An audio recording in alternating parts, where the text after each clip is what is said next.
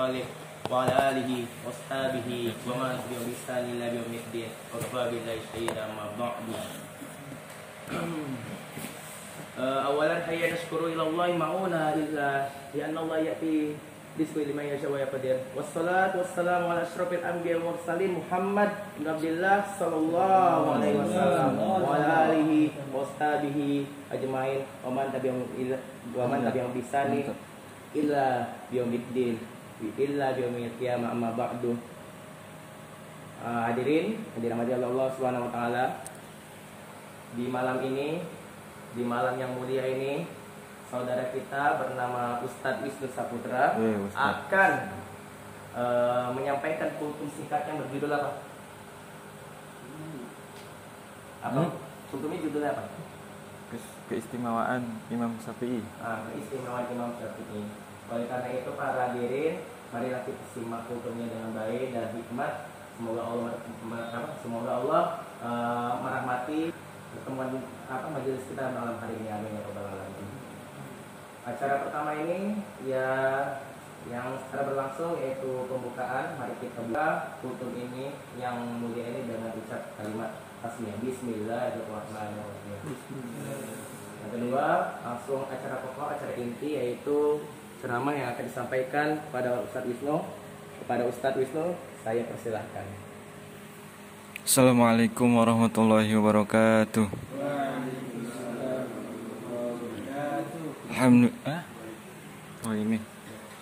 Alhamdulillahirabbil alamin wa bihi nasta'in wa ala umuri dunya waddin wassalatu wassalamu ala asrofil anbiya'i wal mursalin wa ala alihi washabbihi ajmain amma ba'd. Pertama-tama marilah kita panjatkan puja, puji serta syukur kehadirat Allah Subhanahu wa taala yang telah memberikan pada kita nikmat bernapas siang dan malam tidak henti-hentinya dan nikmat yang lainnya. Dan tidak lupa mari kita sanjungkan salawat serta salam kepada baginda alam Nabi besar Nabi Muhammad sallallahu alaihi wasallam, pada keluarganya, pada para sahabatnya, pada para mutabi'innya, dan kita selaku umatnya mudah-mudahan mendapatkan syafaat dari beliau. Amin ya Allah ya rabbal alamin. Yang saya hormati khususnya guru kita semua, Ustadz Alub. Mudah-mudahan mari kita doakan bersama-sama semoga beliau selalu diberikan kesehatan oleh Allah Subhanahu wa taala.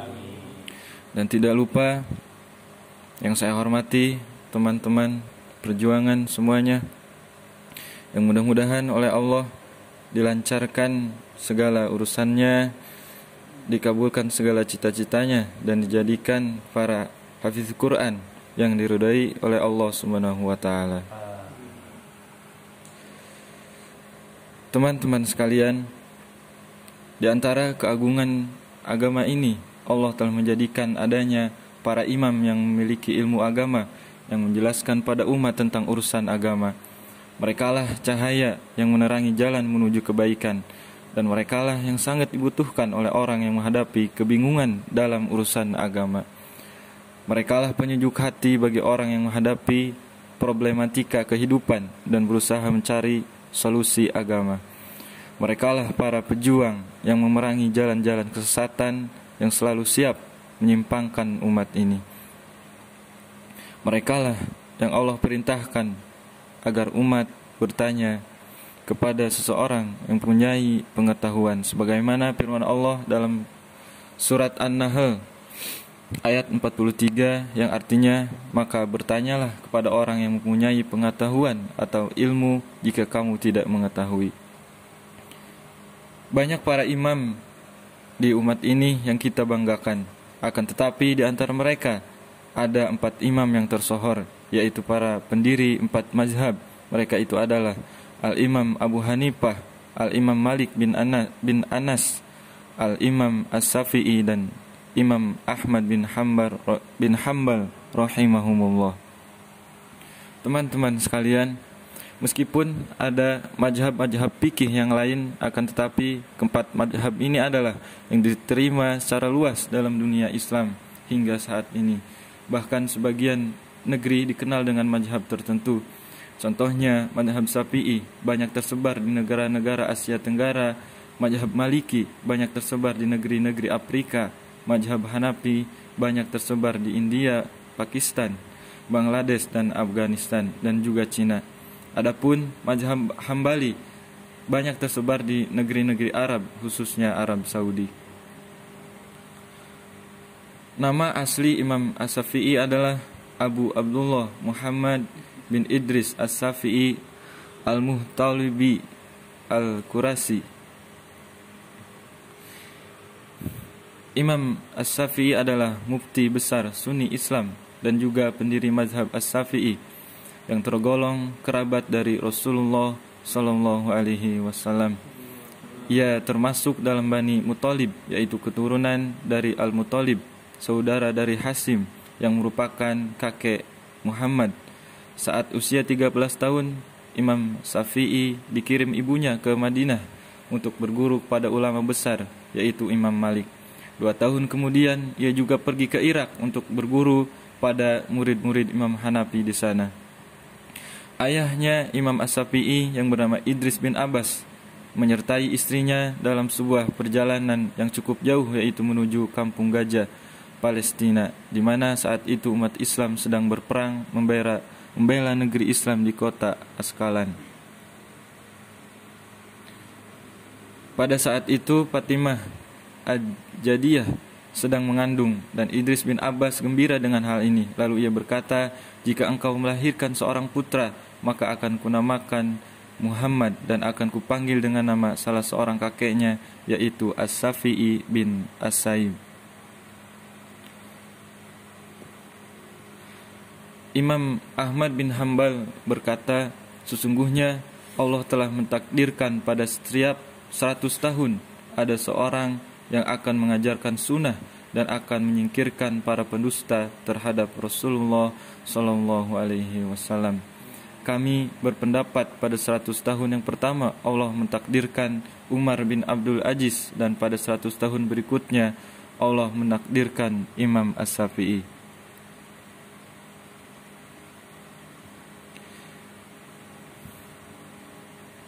Teman-teman sekalian yang semoga dirahmati oleh Allah Subhanahu wa taala, Imam As-Syafi'i adalah seorang sosok yang memiliki banyak keistimewaan. Di antaranya, yang pertama, Imam As-Syafi'i adalah imam dalam lughah atau bahasa. Beliau telah banyak tinggal bersama kabilah Hujjal dan menghafalkan banyak qasidah, yaitu bait-bait syair mereka, sehingga hal ini sangat mempengaruhi kekuatan bahasa Arab beliau. Karenanya tidak pernah ditemukan kesalahan bahasa dari beliau sebagaimana ditemukan dari para ulama yang lain.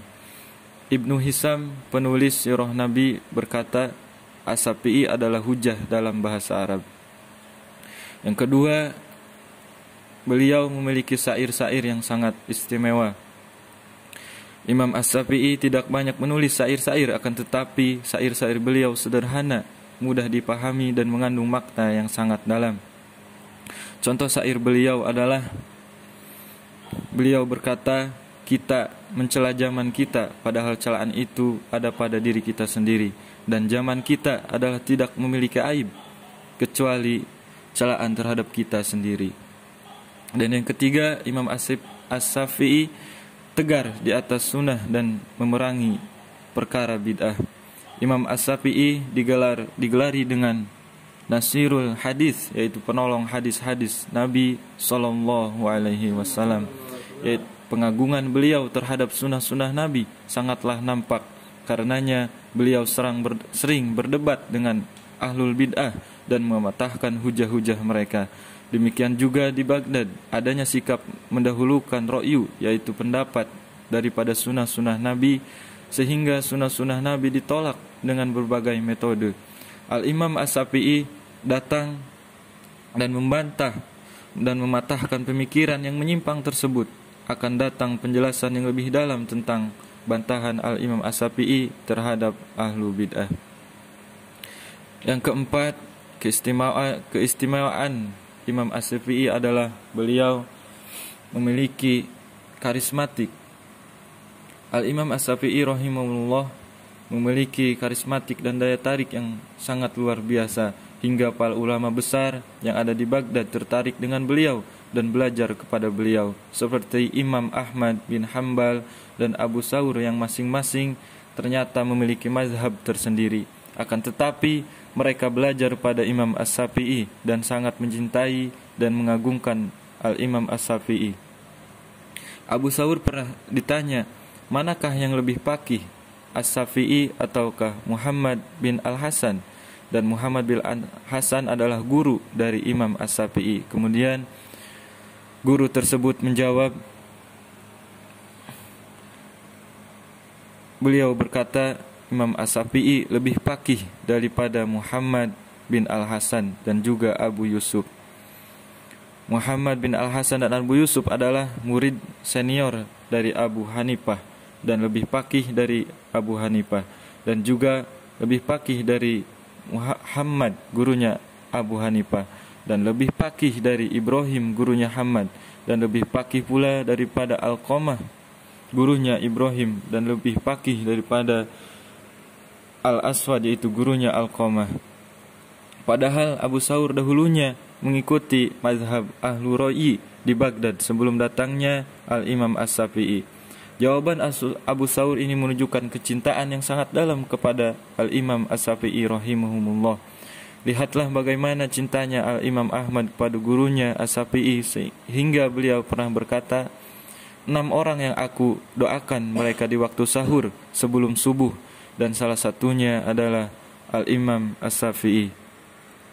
Al-Imam Ahmad bin Hambal terlalu sering mendoakan Imam As-Syafi'i sampai-sampai anak beliau Abdullah bertanya kepada beliau, wahai ayahanda, siapakah Imam As-Syafi'i itu? Aku mendengarmu banyak mendoakannya. Kemudian Imam Ahmad menjawab, wahai putraku, Imam As-Syafi'i seperti matahari bagi dunia, seperti keselamatan bagi manusia, maka apakah ada pengganti bagi kedua kenikmatan ini? Kemudian keistimewaan Imam As-Syafi'i yang kelima yaitu mempunyai inovasi yang sangat spektakuler. Di antara keistimewaan Imam As-Syafi'i rahimahullah, beliau telah menyusun sebuah kitab istimewa yang berjudul Ar-Risalah, yang kitab ini merupakan kitab pertama yang ditulis tentang kaidah-kaidah usul fikih beliau, yaitu menulis buku tersebut atas permintaan Abdurrahman bin Mahdi rahimahullah. Beliau menulis surat kepada As-Syafi'i, dan tatkala itu Imam As-Syafi'i masih muda. Imam As-Syafi'i membuat sebuah buku yang mencakup makna-makna Al-Quran dan mencakup ilmu-ilmu hadis dan hujahnya serta nasik dan mansuk dari Al-Quran dan hadis. Maka Imam As-Syafi'i menyusun kitab Ar-Risalah. Maka Abdurrahman bin Mahdi berkata, tidaklah aku salat kecuali aku mendoakan Imam As-Syafi'i dalam salatku.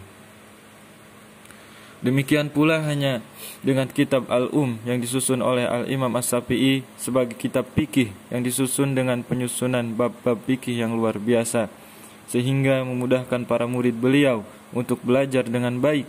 Dengan demikian Imam As-Syafi'i telah menyusun kitab tentang usul fikih dan juga menyusun kitab tentang penerapan usul fikih tersebut dalam kitab fikih beliau yaitu Al-Umum.